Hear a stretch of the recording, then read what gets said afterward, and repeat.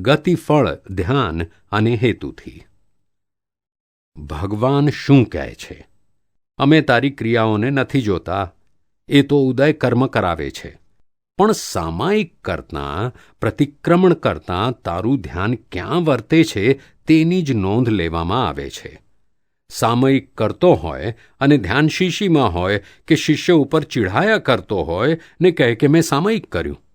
ભગવાન મહાવીરની સામે આચાર્ય મહારાજ બેઠેલા. તેમને જ્ઞાન આપેલું, માત્ર એક વ્યવસ્થિતનું જ જ્ઞાન નહીં આપેલું.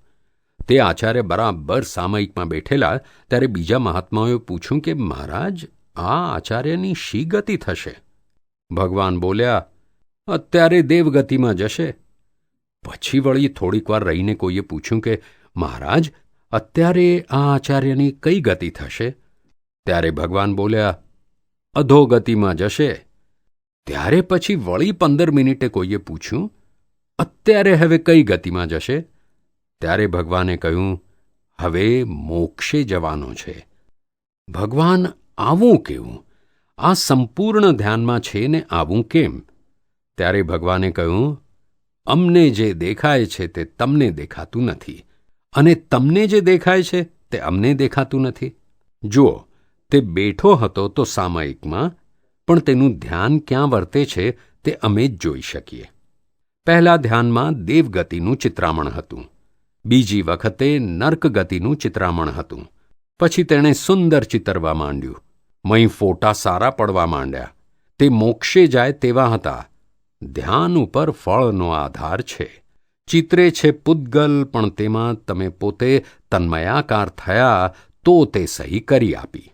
પણ તન્મયાકાર ના થાય ને જાગૃતિ રાખે ને જે ચિત્રામણ થયું હોય તેને માત્ર જુએ ને જાણે તો તે આત્માથી છૂટો જ છે. એક વેપારી કપડું ખેંચીને આપે છે અને ઉપરથી ખુશ થાય છે કે હું ધંધામાં કેટલો હોશિયાર છું, હું કેટલું બધું કમાઉં છું. પણ તેને ખબર નથી કે તે નર્ક ગતિ બાંધે છે. તેનું રૌદ્ર ધ્યાન છે.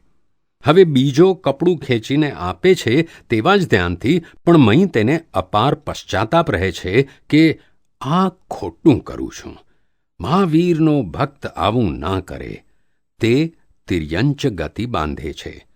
ક્રિયાઓ સરખી છે, પણ ધ્યાન જુદું જુદું હોવાથી ગતિ જુદી જુદી થાય છે. આ કાળમાં સ્વરૂપનું ભાન તો કોઈને છે જ નહીં. ધર્મ કોઈ સમજતા હોત તો પણ ધર્મ ધ્યાન રહેત, અગર તો ધર્મ ધ્યાન થઈ શકતે. આજે આ લૌકિક ધર્મો છે તે મૂળ પાયા ઉપર નથી, એટલે જગતના લોકોને ધર્મ ધ્યાન પણ નથી. માત્ર આર્ત અને રૌદ્ર ધ્યાનમાં જ છે. જગતના લોકો કહે છે કે શેઠે તો 50,000નું દાન આપ્યું, બહુ સારા કહેવાય.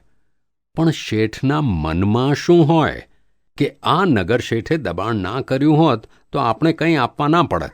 આ તો પરાણે આપવા પડે છે. તે રૌદ્ર ધ્યાન કરે છે, નર્ક ગતિનું બાંધે છે.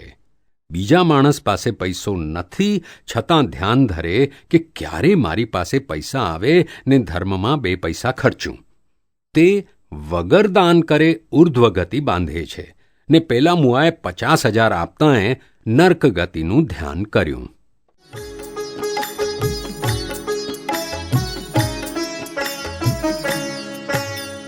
દાદા ભગવાનના અસીમ જય જયકાર હો.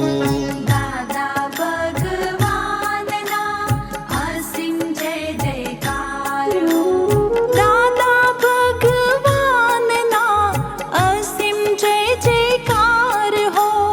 દાદા ભગવાનના અસીમ જય જયકાર હો. દાદા ભગવાનના અસીમ જય જયકાર